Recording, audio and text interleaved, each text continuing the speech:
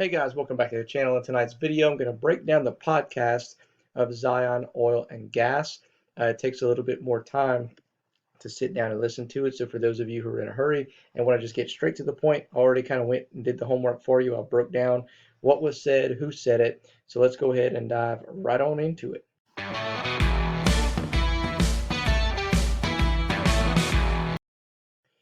Okay, guys, so let's go ahead and talk about who was on the call, who did primarily all the talking. So the VP of Operations, Monty Kness, and Zoran, I'm not even going to even try to pronounce his last name. The guy interviewing him didn't even try. Okay, he's the senior drilling engineer in Israel, currently on the MJ2 well, and he also worked as an engineer on the MJ1. So as you're going through these notes, guys, I want you just to kind of picture myself as the call's coming on, me typing. So it's not going to be, perfect grammar, keep in mind. So if you see my notes a little kind of like jumbled up, all right, that's why. So let's go ahead and go through what they said on the call. Okay, guys, so they started off talking about how the MJ1 provided a lot of information leading up to the, actually should say MJ2, not MJ1. So leading up to the MJ2. The completion of the second drilling milestone, they talked about the press release from yesterday. Zoran started talking and compared the second milestone to basically building a house, and he compared it to a foundation, saying that you have to have a strong foundation before you build a house, and this was kind of in comparison to that. He mentioned that the hardest part was behind them, and he looks forward to the next zone and the one after that.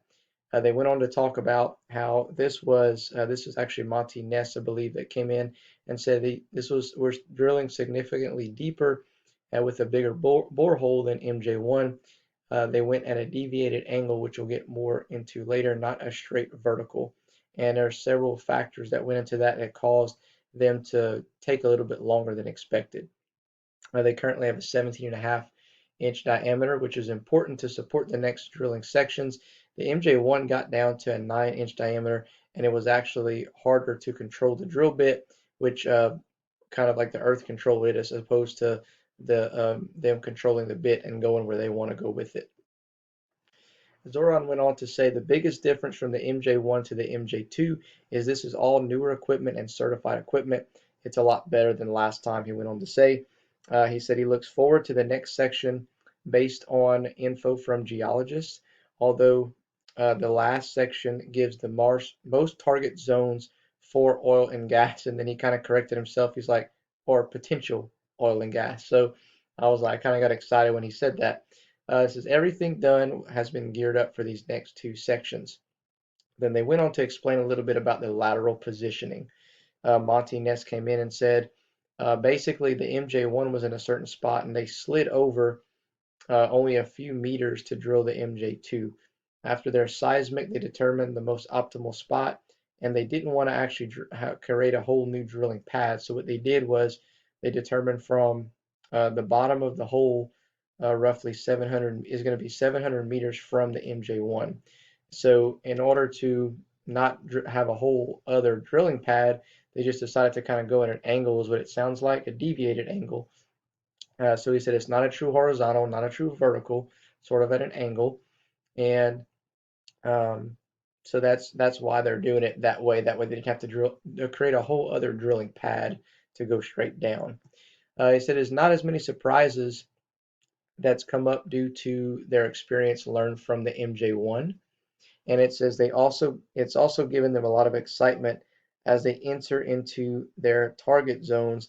Then I want to read this next statement here that got me really jacked up.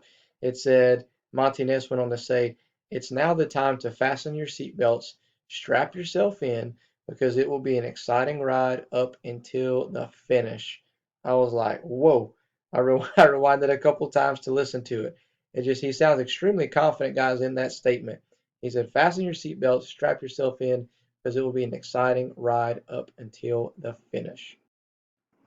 He went on to say he compared the drilling to kind of like drilling into a piece of wood. How when you drill into a piece of wood, you have sawdust coming out. And he says as you're drilling into the ground, you have pieces of basically the ground and the earth coming up. And they have people who are mud engineers that come and evaluate the lithology, which is basically studying like the composition of a rock or parts of a rock and composites, etc., stuff like that. And they can look at those pieces and they can know certain types of formations to see basically kind of see what type of composites are below the surface and kind of make some guesses on what can be possibly down there. Okay, and based on those studies, it's got them pretty excited on what's to come. Okay, then they went on to ask, they talked about the unit program for a little bit, and they wanted to know, well, can you tell the investors why they need it? And they said his statement was just drilling to the bottom of a well, it doesn't necessarily make it functional. If there is oil and gas at the bottom, then there are some services that we need to test a product to make sure that it's viable to bring it to market. Well testing, completion services, and also to secure some licensing because, as you know, Israel doesn't have a big, any type of support system to support basically what they're doing yet. So they're going to have a lot of things that they're going to have to get done over the next several months. And basically what they're saying is they want all of this in place. So whenever this does happen, when they do strike oil and they do find gas, all this stuff, that they have everything in place to continue their operations and hit the ground running, as opposed to stalling and not having the funding. So I know this is short and sweet and to the point, guys. Hoping I saved you a little bit of time, but I'm hoping that it also gave you a little bit more confidence moving forward in the company. And I'm excited to see what is to come over the next several months. All right, guys, that's all I have for you in this video. Make sure that you smash the thumbs up button if you found value in today's video. And if you enjoy our content, of course, subscribe to the channel and hit that notification bell. That way YouTube can let you know every time we release new content. Other than that, guys, we'll catch you in the next video.